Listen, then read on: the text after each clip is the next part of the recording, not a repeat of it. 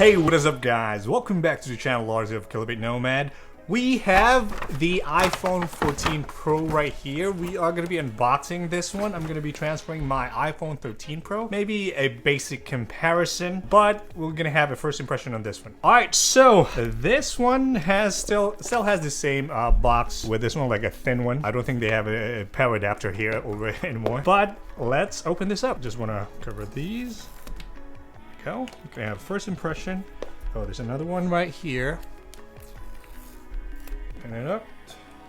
And with Apple fashion, you know, the boxing is always premium. Feels premium, even though these are all paper now, but feels premium. I got the deep purple, and that's the new color for the iPhone 14 Pro. And wow, the camera is a lot bigger than this. It is noticeably bigger. The camera is noticeably bigger than the iPhone 13 Pro. This one, the left one, is the iPhone 13 Pro, and on my right is the iPhone 14 Pro. I think the camera is a little bigger on the 14 Pro. Let's take the peel off. I don't know if you guys can hear this, but here's the peel. Must say they almost look the same as the iPhone 13 Pro. The difference though is that the 14 Pro doesn't have the eSIM, or no, not eSIM, the SIM card tray right here. You can see the 13 Pro has the SIM card right here, SIM card tray, but the 14 doesn't right here. Anything else pretty much is the same except for that. So we're gonna have to use an eSIM for this to activate. Oh, I also noticed the flashlight on the 14 Pro is also bigger than the 13 Pro. And the deep purple color is very, very subtle. This is as with the same as the old or the 13 Pro. They have one lightning cable. Unfortunately, it's still a lightning cable, which is USB 2.0 and not USB-C. Although the other end is USB-C. It's, I guess, halfway good sign. The Designed by Apple in California logo. There's the Apple logo right here. We're gonna go through all the some of the features right here. There are features that I think it's cool, but I'm not gonna test it out, like the car crash detection and all that. I don't think I'm gonna be testing out. I'm not gonna crash my car just to detect if it triggers or not, and I'm not gonna drop my phone, so don't bank on that. Okay, the weight feels about the same. So that's that. Okay, I got my MacBook Pro right here. Just want to make sure the specs in this one and the features. One is, it has the always on display in this one. We're gonna try to test that out.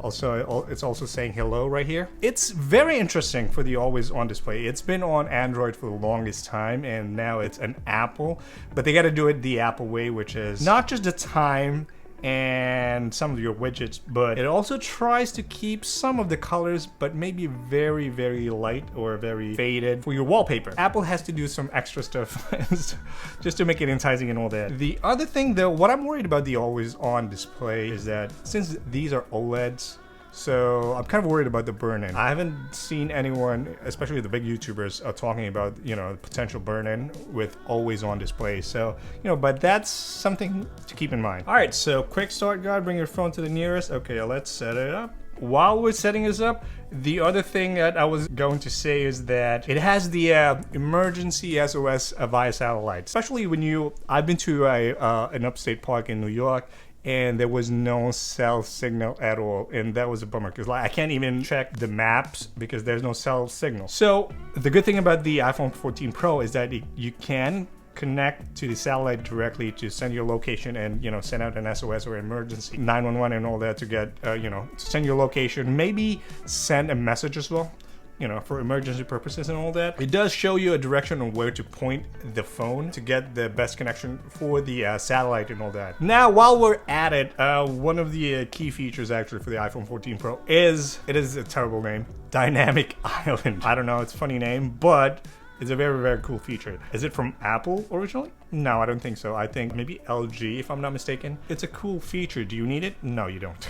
You don't really need it, but it is a cool feature, and that was one of the reasons why I'm like, all right, let me try it out in the iPhone 14 Pro. What it basically does is they make that feature like the top of the pill shape cutout now becomes a little dynamic. They put the menu in there, and since it's OLED, so you don't really see the pill shape there for the camera and all that, which is really, really cool. The camera, 48 megapixel. So it's about time in 2022. That's a massive camera. It's almost like DSLR camera, which is really, really crazy. The other thing, one of the features, especially with the iOS 16, is that you can now remove backgrounds very, very easily and conveniently. You don't need Adobe Photoshop anymore or Canva Pro. I'm already thinking about my YouTube thumbnails on that, so that is really, really appreciated. Also, the colors on the iPhone 14 Pro, they have this space black, silver, gold, and this one, deep purple. This is the new color for the Apple, so that's why I was kind of excited to see on how it actually looks like and all that. Also, I almost forgot, this can reach up to 1000 nits max brightness on the HDR and 1600 nits peak brightness. That is crazy. That is like Apple Pro XDR display compared to my 27GN 950 here, which is HDR 600 certified, and my OLED C1 is up to 800 nits. This one is 1600. That is so bright, and actually it can reach to 2000 nits in peak brightness outdoor.